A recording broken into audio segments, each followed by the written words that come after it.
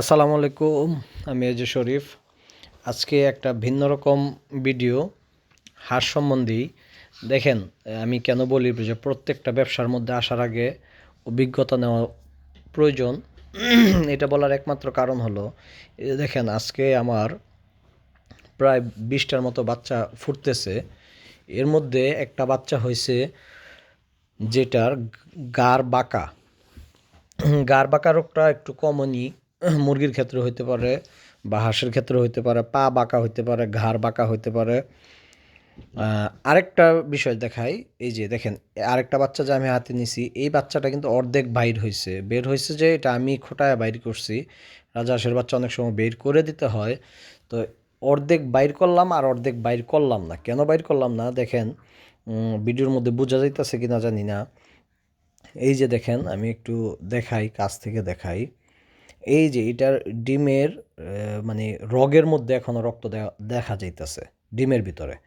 তো এই যে রগের মধ্যে রক্তটা দেখা যাইতেছে, এই রক্তটা সম্পূর্ণ মানে বাচ্চার ভিতরে গেলে পরে বাচ্চাটা পারফেক্ট হবে, পরে বাচ্চা বাইর করলে আর সমস্যা হবে না ইনশাল্লাহ। তো সেই ক্ষেত্রে আমি অর্ধেক বাইর করছি, আর অর্ধেক আটকায় রয়েছে যে ওইটা আমি টাইনা বাইর করি নাই, ওইটা আমি ওইভাবেই রেখে দিছি। তো এই হলো কেস। আর এই যে বাচ্চাটা, এটা গার বাঁকা, আপনারা দেখতেই পাচ্ছেন ভিডিওর মধ্যে গার বাঁকা। এখন এই বাচ্চাটা আমি নষ্ট করে ফেলবো না। এই বাচ্চাটার ট্রিটমেন্ট হলো, আপনি প্রথম মানে 2 দিন বা 3 দিনের মধ্যে যদি বাচ্চাটার গার ব্যান্ডেজ করে দেন, যেমন আমাদের একটা হাড় ভাঙলে আমরা ব্যান্ডেজ করতে পারি, বা আমাদের যেমন একটা পা ভাঙলে বা অনেক বাচ্চারা প্রতিবন্ধী হইলে দেখবেন আপনি সহজে ছোটোবেলায় প্রতিবন্ধী যদি থাকে তাইলে পা হাত ঠিক করা যায়। এটা আল্লাহ পাকের কুদরত, যে ছোট থাকতে যে জিনিসটা করা যায় ওটা বড় হলে করা যায় না। তো সেই ক্ষেত্রে এই বাচ্চাটাও মনে করেন একটা প্রতিবন্ধী। এই বাচ্চাটার ঘাড় বাঁকা।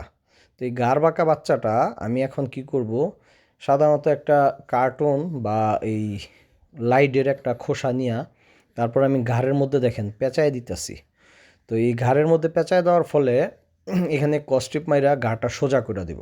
এইভাবে সে 24 ঘন্টা, মানে তার মানে পুরাপুরি সে দাঁড়ানোর আগ পর্যন্ত এইভাবে থাকবে। তো ওইভাবে থাকতে থাকতে দেখা যাবে ঘাড়টাও সোজা হয়ে গেছে। তো এটা যদিও আপনাদের কাছে অমানবিক মনে হইতেছে যে ছোট বাচ্চা কষ্ট কইরা চাপ দিয়া ধইরা তার ঘাড়টা সোজা করে দিতেছি, এটা যদিও দেখতে খারাপ দেখা যায় কিন্তু এটার ট্রিটমেন্টই এটা। এটা যদি আমি এখন সোজা করে দিই, আগামী 24 ঘন্টার মধ্যে ইনশাল্লাহ এই বাচ্চাটা সম্পূর্ণরূপে সুস্থ হয়ে যাবে। তো এই জিনিসগুলা আমি যে কেন বলি যে প্রত্যেকটা জিনিস আপনি যখন পালবেন তখন আপনার অভিজ্ঞতা হবে। যদি এই জিনিসগুলো না পালেন আর এই ট্রিটমেন্টগুলো না বুঝেন, তাহলে এই যে আজকে যদি আমার এই বাচ্চাটা নষ্ট হয়ে যায়, তার মানে আমার 900 টাকা প্লাস নষ্ট হয়ে গেল। এই বাচ্চাটা 1 মাস পরে আমি প্রায় 900 টাকা বিক্রি করব। তো এই 900 টাকা নষ্ট হয়ে গেল, এটা যদি আপনি না বুঝেন তাহলে আপনার হয়তো নষ্ট হয়ে যেত। আমি বুঝি আলহামদুলিল্লাহ, এই বিধায় আমি চিকিৎসাটা করতে পারছি। তো আপনাদের যাদেরই এমন হবে, বাচ্চার পা বাঁকা হইলে 2টা পা একসাথে বাইধা তারপরে যদি ব্যান্ডেজ করে দেন ইনশাল্লাহ ঠিক হয়ে যাবে। এই যে দেখেন, এখন ঘাড় একদম স্ট্রেট সোজা, মাথা নিচের দিকে। তো মাথা নিচের দিকে থাকার কারণে সে আর সোজা মানে উপরের দিকে আর পিছনের দিকে ঘাড় যাবে না। তো আশা করি আপনারা বুঝতে পারছেন। যদি না বুঝতে পারেন তাহলে আমার কমেন্ট করবেন, ফোন করবেন। আজকের মতো বিদায়, আল্লাহ হাফেজ।